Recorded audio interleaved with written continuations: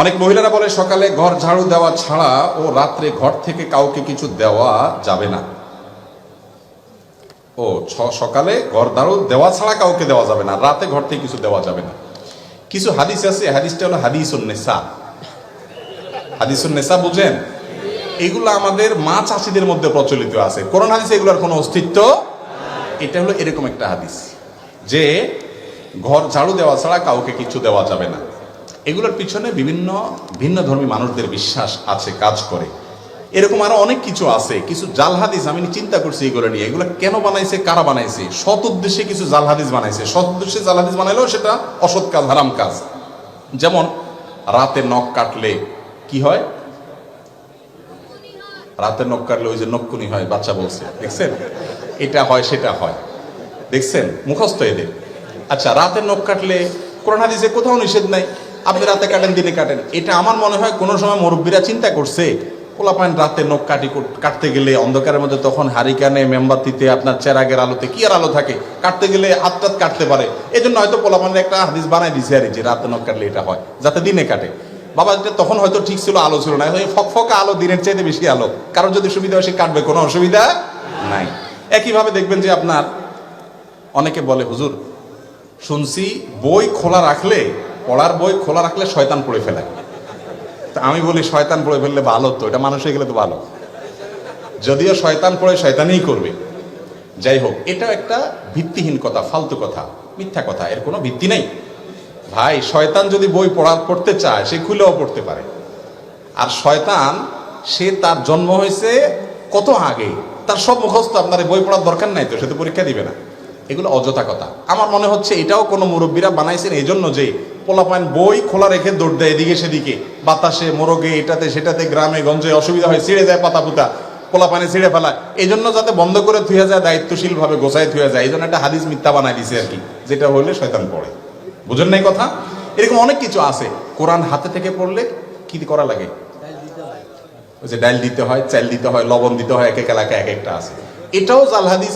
কোন মুরব্বীরা হয়তো বানাইছেন এই চিন্তায় যে কোরআন বেটা ধরবা, তুমি সিরিয়াসনেসের সাথে ধরবা, কেরম করে ধরছো, কেমন ধরছো, তোমার হাত থেকে পড়ে গেছে। ওরে মানুষ করার জন্য একটা হাদিস বানায় নিছে জাল, যে পড়লে যাতে চাল ডাল লবণ দেওয়া লাগে। বাবা, তখন চাল ডাল লবণের অনেক দাম ছিল, কষ্ট করে জোগাড় করতে হইতো। আর 2 কেজি 1.5 কেজি চাইল এখন কোনো ব্যাপার, পোলাপানের 5 MB টাকা, এইটা করা লাগবে বললে পোলাপান ভয় পাবে। এগুলো তখন কোন সৎ উদ্দেশ্যে মানুষ বানাইছে। এরকম অনেক ফালতু কথা আছে, শুনে রাখেন। এই কথাগুলো মনে হচ্ছে খুব সহজ কথা, সহজ কথা না, এগুলো অনেক বড় কথা। আল্লাহ বলেছেন, ওয়া আন তাকুলু আলাল্লাহি মা লা তা'লামুন। আল্লাহ তাআলার ব্যাপারে তোমরা না জেনে কিছু বলবা না, মন গড়া কিছু বলবো না, এগুলো গুনাহের কথা, জায়েজ নাই। আল্লাহ তাআলা আমাদেরকে বুঝার তৌফিক দান করুন। এগুলো এক ধরনের ছোট শিরক, এক ধরনের শিরক, যে মুমিনের ভালো মন্দ, ইমানদারের ভালো মন্দ সব কার হাতে?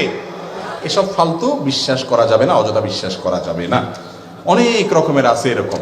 সকালবেলায় আপনার ঝাড়ু দেখলে এটা হয়, কাক দেখলে ওইটা হয়, কাকের ডাক শুনলে এটা হয়, বাম চোখ লাফাইলে এটা হয়। আমার মনে হয় লিস্ট করলে কয়েকশো হবে এরকম জাল হাদিস আছে এবং ভিত্তিহীন কথা আছে। ওষুধ খাওয়ার সময় বিসমিল্লাহ বলা যাবে কিনা? অনেকে বলে বিসমিল্লাহ বললে রোগে বরকত হয়ে যাবে, এটা কি সঠিক? ভাই, ওষুধ খাওয়ার সময় বিসমিল্লাহ বলবেন কিনা? প্রত্যেকটা গুরুত্বপূর্ণ কাজে শুরুতে বিসমিল্লাহ বলবেন। কুল্লু আমরিন যী বালিন লাম ইউবদা বিসমিল্লাহি ফাহুয়া আবতার আও আখতা। যে কোনো গুরুত্বপূর্ণ কাজ আল্লাহর নাম নিয়ে শুরু না করলে ওটা অপূর্ণাঙ্গ থাকবে। এই জন্য ওষুধ পান করা, ওষুধ সেবন করার সময় কি করবেন? বিসমিল্লাহ বলেই সেবন করবেন। বিসমিল্লাহ পড়লে রোগে বরকত হবে কেন? ওষুধে না বরকত হবে? আপনার নজর ওইদিকে গেছে কেন? বরকত হবে কিসে? ঔষধে। ঔষধে বরকত হওয়া মানে ওষুধে কল্যাণ হওয়া, ওষুধে কল্যাণ হওয়া মানে রোগ ভালো হওয়া, ওইটা আরো ভালো হবে। তো এই যে বিসমিল্লাহ বলা ঠিক না ওষুধ খাওয়ার সময়, এগুলো মুরব্বীরা একসঙ্গে বলতো, এগুলোর কোনো ভিত্তি নাই। অনেকে আবার ওষুধ খাওয়ার একটা দোয়া বলে, আল্লাহ শাফি, আল্লাহ কাফি, আল্লাহ মাফি, শুনছেন নি? এটাও বানায় নিছে কেউ একজন। এগুলোর কোনো ভিত্তি নাই ভাই। আল্লাহ শাফি, আল্লাহ শেফা দানকারী, আল্লাহ কাফি, আল্লাহ যথেষ্ট, আল্লাহ মাফি। মাফি মানে বাংলা মাফি, আল্লাহ নাই নাউজুবিল্লাহ, ওই অর্থ না। আল্লাহ মাফি মানে আল্লাহ মুআফিন থেকে, আল্লাহ মুআফিন আর কি। তো এই যে কথাগুলো বলা হয়, এই কথাগুলো আপনার বিশেষ করে এই দোয়াটা, এটা কোরআন হাদিসে আসে নাই। আপনি আল্লাহর নাম নিয়ে বিসমিল্লাহ বলে ওষুধ সেবন করে ফেলবেন, ইনশাআল্লাহ আল্লাহ তাআলা কি দিবেন? শেফা দান করবেন। এরপরে প্রশ্ন হলো, মাহরামের সামনে শরীরের কতটুকু অংশ মুক্ত রাখা যাবে? মাহরামের সামনে একজন নারী মাহরাম পুরুষের সামনে, ধরেন শ্বশুরের সামনে, তারপর তার বাপ ভাইয়ের সামনে, যাদের সাথে দেখা দেওয়া জায়েজ আছে তাদের সামনে শালীন পোশাকে থাকবেন, মার্জিত পোশাকে থাকবেন। তার চেহারা, তার হাত, তার পা, পায়ের গোছা, এই অংশগুলো তারা দেখাতে পারেন, মাথা, এগুলো উন্মুক্ত রাখতে পারেন। ফিতনা সংকুল এই সময়ে নিজেকে যতটা শালীন রাখা যাবে স্বামী ছাড়া অন্যদের সামনে, ততটাই নিরাপদ এবং ততটাই সেফ, ততটাই ব্যক্তিত্ব বহন করে। এই জিনিসটা খেয়াল করতে হবে। বাকি শরীয়তের সীমানার ক্ষেত্রে যথেষ্ট আপনার প্রশস্ত। একই কথা পুরুষের জন্য প্রযোজ্য। পুরুষ তার শ্বশুর বাড়িতে আপনার যারা মাহরাম আছেন, শাশুড়ি আছেন, তারপরে যাইয়া আপনার তার বোন নিজের বাড়িতে আছেন, মা আছেন, তাদের সামনে নাভি থেকে হাঁটু পর্যন্ত এই অংশ তিনি ঢেকে রাখবেন, বাকি অংশ প্রদর্শন করতে পারবেন, কিন্তু তাকেও যথাসম্ভব শালীন এবং যথাসম্ভব যতটুকু না হয় না ততটুকু তিনি উন্মুক্ত রেখে চলতে পারবেন ওই মূল অংশের বাইরে। এর পরের প্রশ্ন হলো,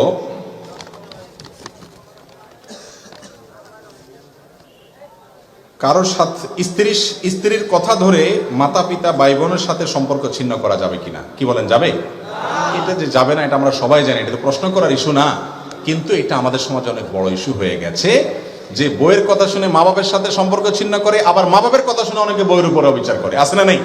এই দুইটার কোনোটাই করা যাবে না, বরং সবার সাথে কথা ব্যালেন্স করে চলতে হবে, প্রত্যেকের যার যার হক আদায় করতে হবে। কারোর সাথে রাগ করে নিজের জন্য কোনো কিছুকে হারাম করে নিলে এর প্রতিকার কি?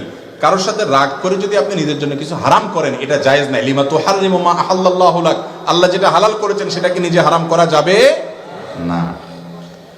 যদি আপনি কোনো খারাপ কাজের নিয়ত করেন যে আমি এটা করব সেটা করব, ভুল নিয়ত করেছেন এবং সেটা মান্নত যদি হয়, মান নাযারা আন ইয়াসি আল্লাহ ফালা ইয়াসিহি, যে ব্যক্তি মানত করলো আল্লাহর অবাধ্য হওয়ার, খারাপ কিছু করার, সেই মানত কি করবে না, পুরা করবে, ওটা ভঙ্গ করবে এবং কসমের কাফারা দিয়ে দিবে, 10 জন মিসকিনকে খাওয়াবে বা 3 দিন রোজা রাখবে।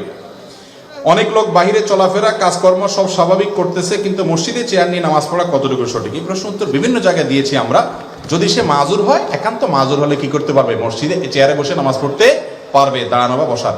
ভাই প্রশ্ন উত্তর শেষ করে দিব? তাহলে কেউ ঢুকতেছেন কেউ উঠতেছেন, ব্যাপার কি রে ভাই? জি। এরপর প্রশ্ন হলো, কোনো কারণে একটা রোজা মিস হলে কয়টা রোজা রাখতে হবে? একটা রোজা মিস হলে রোজা রাখতে হবে কয়টা ভাই?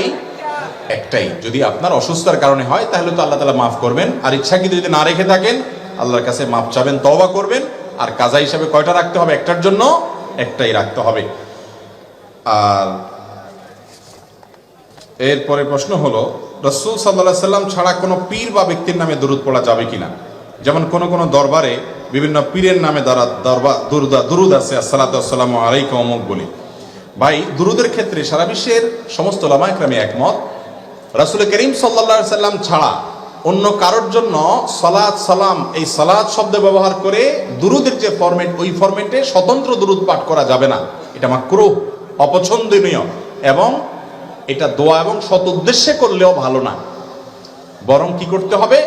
নবী করিম সাল্লাল্লাহু আলাইহি সাল্লামের সাথে দুরুদের অন্যদের নাম যুক্ত করে, যে তার প্রতি এবং তার পরিবারের প্রতি, অন্য মুসলমানদের প্রতি, অমুকের প্রতি অন্যদেরকে যুক্ত করা যাবে। এটা রাসূল আকরাম সাল্লাল্লাহু আলাইহি সাল্লামের শানের দিকে তাকিয়ে। এরপরে লম্বা অনেক প্রশ্ন, একটা প্রশ্ন নিচ্ছে এখান থেকে। মৃত ব্যক্তির পাশে কোরআন তেলাওয়াত এবং 4 দিন 40 করার বিধান কি? 40 বিধান শেষ হয়ে গেছে। মৃত ব্যক্তির সামনে কোরআন তেলাওয়াত, ভাই কোরআন তেলাওয়াত করতে হবে জীবিত ব্যক্তির সামনে, তাকে শোনানোর জন্য। যিনি মারা গেছেন তার সামনে তেলাওয়াত করলে তিনি শুনতে পাবেন। ওমা আনতা বিমুসমিইন মান ফিল কুবুর। আপনি মৃত ব্যক্তিকে যেহেতু শোনাতে পারবেন না, তাহলে এবার তার সামনে কোরআন তেলাওয়াত করার কোনো ফজিলত নাই। মৃত ব্যক্তি কেউ মারা গেলে তার চারপাশে, লাশের চারপাশে ঘিরে মানুষ কোরআন তেলাওয়াত করে, অনেক সময় হুজুর ভাড়া করে আনি কোরআন তেলাওয়াত করা হয়, এগুলো ইসলামের নির্দেশ না। আপনি নিজে তোর কোরআন তেলাওয়াত করেন, করার পরে এর সওয়াব মৃত ব্যক্তির জন্য আপনি সাদাকা দিতে, হাদিয়া দিতে পারেন কিনা, বকশিশ দিতে পারেন কিনা, অনেক উলামা ইকরাম বলেছেন পারে, এবং এর সপক্ষে অনেক দলিল আছে, অনেক লম্বা চড়া আলোচনা আছে। কিন্তু মৃত ব্যক্তিকে কোরআন শোনানো বা তার লাশকে ঘিরে কোরআন তেলাওয়াত করা, এটা মৃত ব্যক্তিকে বিদায়ের কোনো আমল না। অনেক মানুষ আছে টাকা হাওলাত দিতে চায় না, কিন্তু সুদে লাগায়, সুদের গুনাহ আযাব সম্পর্কে বলেন। আবার কেউ কেউ আছে হাওলাত নিলে ওই টাকা সহজে দিতে চায় না। খুব গুরুত্বপূর্ণ প্রশ্ন। দেখেন, হাওলাত দেওয়া এটা একটা বড় ধরনের ইবাদত এবং সওয়াবের কাজ, এটা আমরা ভুলে গেছি। আমরা এখন এত স্বার্থপর হয়েছি যে ধার দেব, কি লাভ আমার, লাভ ছাড়া ধার দেই না। লাভ নিয়ে ধার দেওয়া এটা হলো সুদ। সুদকে আল্লাহ তাআলা হারাম করেছেন। আপনি তাহলে ধার কেন দিবেন? ধার এই জন্য দিবেন, কোন কোন ক্ষেত্রে ধার করলে দামের সমান সওয়াব হয়, কোন কোন ক্ষেত্রে দানের চাইতে আরো বেশি সওয়াব পর্যন্ত হতে পারে। যদি ধার দেওয়া হয়। এটা আজকে উঠে গেছে কর্জে হাসানা আমাদের সমাজ থেকে। কর্জে হাসানাকে প্রতিষ্ঠিত করতে হবে, তাহলে সুদ দুনিয়া থেকে বিদায় হবে। যিনি কর্জা নেন সে ব্যক্তিও আবার ঘোরাঘুরি করেন, টাকা একবার নিতে পারলে এরপরে ওর পিছে পিছে পাওনাদার বেচারা ঘোরা লাগে, ঠিক না ঠিক? মনে হয় যে ভিক্ষা চাইতেছে, এরকম একটা অবস্থা। নবী করিম সাল্লাল্লাহু আলাইহি ওয়াসাল্লাম বলেছেন, তোমাদের মধ্যে সবচেয়ে ভালো মানুষ সে যেই ব্যক্তি লোন পরিশোধ দেনা পরিশোধের মধ্যে ভালো মানুষের পরিচয় দেয়, টাইম মতো পরিশোধ করে। চেষ্টা করবো তো ইনশাআল্লাহ। লোন নিতে হবে, কাউকে হাওলাত দিয়েছেন, দেয় না না দেয় ভয় আছে, শরীয়ত বন্ধকের সিস্টেম রাখছে, কিছু বন্ধক রাখেন, ওই সমমূল্যের জিনিস রাখেন, যদি সে গড়িমসি করে ওইটা বিক্রি করে টাকা উঠাইতে পারবেন, তাহলে তো সমাধান হয়ে গেল। এই জন্য হাওলাত দেওয়ার সিস্টেমে আমাদেরকে আসতে হবে। এটা দুনিয়া থেকে বিদায় হয়ে যাওয়া একটা ইবাদত। ভালো মানুষরাও আজকাল হাওলাত দেয় না, কারণ স্বার্থ ছাড়া কিছুই করে না। আল্লাহ তাআলা আমাদেরকে বোঝার তৌফিক দান করুন।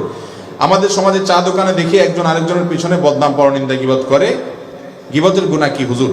গীবতের গুনাহ তো আমরা সবাই জানি, আল্লাহর কাছে সবচেয়ে জঘন্য পাপগুলোর মধ্যে একটা হলো গীবত করা, হারাম। নিজের আপন ভাইয়ের গোশত খাওয়া, মৃত মরা ভাইয়ের লাশের গোশত খাওয়া যেরকম ডেঞ্জারাস অপরাধ এবং নোংরামি, কোন মানুষের পেছনে তার সমালোচনা করা সেরকম নোংরামি এবং অসভ্যতা। চা দোকানগুলো বেশিরভাগ ক্ষেত্রেই আমাদের দেশে এটা চায়ের দোকান না, এটা গীবতের দোকান। এটা কিসের দোকান হয়ে গেছে ভাই? শুধু গীবতের দোকান না, এটা একটা open talk show. Open talk show বোঝেন? টেলিভিশনে যেরকম টক শো হয় 2-3 জনে, এখানে ওপেন টক শো হয়, 24 ঘন্টা টক শো চলতে থাকে, বিভিন্ন পলিটিক্যাল ইস্যুতে, হাইপোথেটিক্যাল ইস্যুতে, বিভিন্ন বিষয়, ঠিক না ঠিক? ভাইরা আমার, আপনি চার দোকানে বহু জিন্দেগি কথা বলেছেন। আব্দুল্লাহ জাহাঙ্গীর একটা কথা বলতেন, রাহিমাহুল্লাহ একটা কথা বলতেন, যে আপনি চা দোকানে বসে 20 বছর 30 বছর ধরে আড্ডাবাজি করছেন এবং বহুত গাল গল্প করেছেন। কি লাভ হয়েছে? 10 টাকার মালিক হয়েছেন? 10টা আমল নামায় সব লেখা হয়েছে, বরং গুনাহ বহুত লেখা হয়েছে। ওই টাইমটাতে নিয়ে নিজের স্ত্রীর সাথে একটু মহব্বতের কথা বলেন, আমল নামা কিছু সব লেখা হবে ইনশাআল্লাহ। কথা কি বুঝাতে পারছি? আল্লাহ তাআলা আমাদেরকে গীবতের ভয়াবহ গুনাহ থেকে বেঁচে থাকার তৌফিক দান করুন। মহারণা দেওয়া ছাড়া স্ত্রীকে স্পর্শ করা যাবে কিনা? মহারণা না দেওয়ার গুনাহ কি? মহারণা দেওয়া ছাড়া স্ত্রীকে স্পর্শ করলে জেনার গুনাহ হবে না বা গুনাহ হবে না, কিন্তু স্ত্রীকে মহারণা দেওয়াটা এটা অবশ্য কর্তব্য, স্ত্রীর হক, অধিকার। যদি না দেওয়া হয়, কিয়ামতের দিন স্ত্রী এটা আদায় করে ছাড়বে, সেদিন কেউ কাউকে ছাড়বে না। এই জন্য মানুষের কাছে, দেনাদারের কাছে, পাওনাদারের কাছে যেরকম আপনি দেনা থাকেন, স্ত্রীর কাছে আপনার দেনা হলো মহরের টাকা। মহর এই পরিমাণ ধরবেন যেটা দিতে পারবেন। 10 লাখ টাকা ধরবেন, 10 টাকা আপনি বেচা যান না, এই মহর ধরা ঠিক না। যতটুকু ধরবেন ততটুকু কি করতে হবে? দিতে হবে। আমাদের সমাজে অনেকে বলে নতুন বিল্ডিং করার সময় ঘরের কিনারে, ঘরের কোনো পিলারে স্বর্ণ অথবা রূপা দেওয়া লাগে, না হয় ঘরের অমঙ্গল হয়। এটা সম্পূর্ণ শিরপূর্ণ বিশ্বাস। স্বর্ণ এবং রূপা মানুষের কোনো লাভ ক্ষতি করতে পারে না। ঘরের কোনায় স্বর্ণ দিতে হবে, মোরগ জবাই করে রক্ত দিতে হবে, এটা দিতে হবে, এটা দিতে হবে, এই সমস্ত বিশ্বাসগুলো শিরপূর্ণ বিশ্বাস। কোনো মুসলমান এগুলো বিশ্বাস করবে না। আমি ঘর করেছি বিসমিল্লাহ বলে, আল্লাহর কাছে দোয়া চেয়ে আল্লাহ তাআলা বরকত দিবেন। এই স্বর্ণ রূপা, এটার পানি কোনা কাঞ্চিতে দেওয়া, এগুলোতে কোনো লাভ আসতে পারে না, কল্যাণ আসতে পারে না। যদি বিশ্বাস করে কেউ, তাহলে এটা ইমানের জন্য ক্ষতিকর, শিরকে আসগর হতে পারে, কোনো কোনো ক্ষেত্রে শিরকে আকবর পর্যন্ত চলে যেতে পারে, এই জাতীয় বিষয়গুলো যদি সেরকম বিশ্বাস হয়। আমাদের সমাজে প্রায় অনুষ্ঠানে দেখি মানুষকে দাওয়াত দিয়ে তারা টেবিল নিয়ে বসে থাকে, পরে 500, 1000, 2000 দেওয়া লাগে। অনেক মানুষ টাকার কারণে দাওয়াতে যেতে পারে না, তা কি জায়েজ আছে? ভাই, কাউকে দাওয়াত দেওয়ার পরে যদি আপনি টেবিল নিয়ে বসেন, তাহলে আপনার চাইতে বাজারের হোটেলগুলো অনেক ভালো। কারণ হোটেলগুলোর সিস্টেম হলো আপনি খাওয়া দাওয়া করেন, যাওয়ার সময় ক্যাশের কাছে আসলে জিজ্ঞাসা করে কত হয়েছে, এত হয়েছে, দিয়ে দেন। বেশিরভাগ এরকমই সিস্টেমের হোটেল আমাদের দেশে, তাই না? আর এটা হলো ঢুকার সময় টেবিল চেয়ার নিয়ে, খাতা কলম নিয়ে বসে আছে, ভাই আগে কি আনছেন দিয়ে যান, খানা পরে, ঠিক না ঠিক?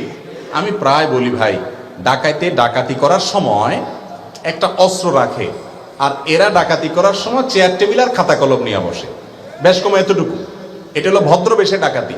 যুবকরা একটু প্রতিজ্ঞা করেন তো, আমার বিয়েতে কোনো প্রকার চাঁদাবাজি চলবে না, আমার বিয়েতে কোনো প্রকার চাঁদাবাজি আমি অ্যালাউ করব, কিন্তু এটা বুকের বল নিয়ে বলার জন্য কিছু পয়সা করে কামাইতে হবে আগে।